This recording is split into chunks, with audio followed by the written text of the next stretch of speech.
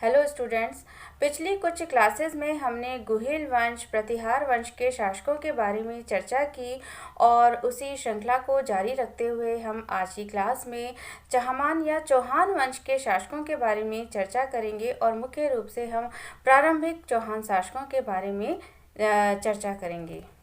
हर्ष की जब मृत्यु हुई तो राजनीतिक विशृंखलता की प्रक्रिया का आरंभ हुआ और भारतीय राजनीति की अगर हम बात करें तो भारतीय राजनीति के नभमंडल पर बहुत सारे नवीन राजनीतिक शक्तियों के रूप में हमें बहुत सारे नक्षत्रों का उदय होता हुआ नज़र आता है और उन नक्षत्रों में चौहानों का स्थान बहुत ज़्यादा महत्वपूर्ण कहा जा सकता है।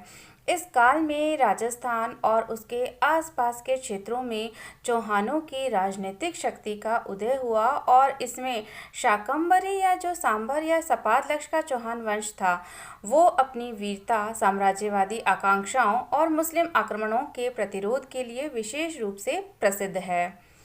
अब बात करते हैं चौहानों की उत्पत्ति की।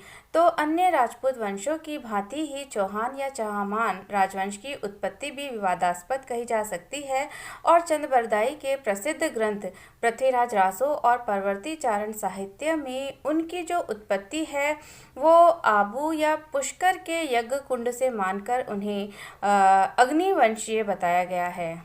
पृथ्वीराज विजय, हमीर महाकाव्य, हमीर रासो आदि ग्रंथों के अनुसार जो चौहान थे वो सूर्यवंशी क्षत्रिय थे और गोत्रोच्चार में इन्हें चंद्रवंशी या सोमवंशी कहा गया है।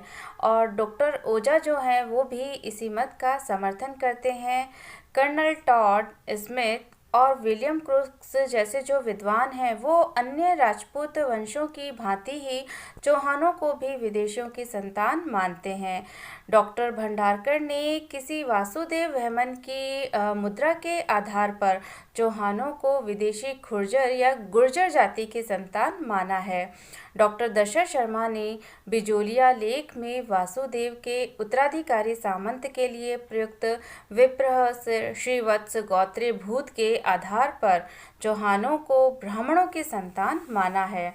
सुंधा और अचलेश्वर शिलालेखों में भी चौहानों को वत्स गोत्रीय ब्राह्मण ही कहा गया है और कायम खां रासों में भी हमें ऐसा ही उल्लेख मिलता है। डॉक्टर गोपीनाथ शर्मा भी चौहानों को ब्राह्मण वंशीय ही मानते हैं। चौहानों की अगर विभिन्न शाखाओं की हम बात करें तो राजस्थान के विस्तृत भूभाग के धौलपुर, रणथंभौर, नाडोल और शाकंभरी या सांभर के क्षेत्र में चौहानों की विभिन्न शाखाओं का उदय हुआ। लेकिन राजनीतिक प्रभाव और प्रसिद्धि की दृष्टि से देखा जाए तो इनमें शाकंभरी के जो चौहान थे वो विशेष रूप से प्रसिद्ध हैं। शाकंभरी प्रदेश में 1.25 लाख गांव थे और इसीलिए उसे सपाद भी कहा जाता है। चौहान शासकों में अगर प्रारंभिक शासकों की हम बात करें तो शाकंभरी या सपादलक्ष के चहमानों की वंशावली के आधार पर इस राजवंश का संस्थापक वासुदेव था। इसके परवर्ती काल में इस वंश में गोपेंद्र राज, गोवक प्रथम, वाकपति राज प्रथम, सिंहराज, विग्रहराज द्वितीय, गोविंद राज तृतीय, विग्रहराज तृतीय आदि प्रतापी शासक हुए और जिन्होंने चौहान साम्राज्य को शक्तिशाली बनाने में अपना बहुत ही महत्वपूर्ण योगदान दिया।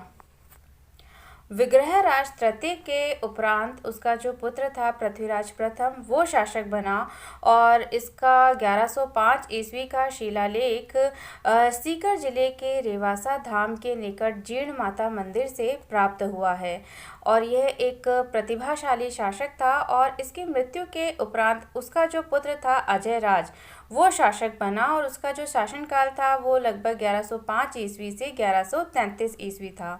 इसके द्वारा गर्जन मातंगों पर की गई विजय का उल्लेख हमें मिलता है और नागौर पर अधिकार करने के लिए गजनी के शासक प्रयासरत थे, लेकिन उन्हें अपनी सीमाओं में रहने के लिए अजय राज द्वारा ही विवश किया गया।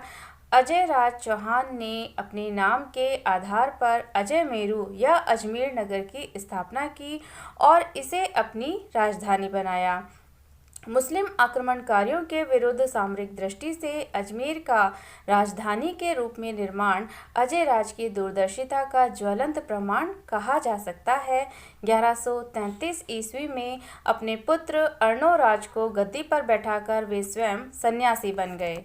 अब हम बात करते हैं अर्णोराज की, जिसका शासनकाल 1133 से 1153 ईस्वी के लगभग का माना जाता है और अर्णोराज चौहान वंश का एक प्रतापी शासक था।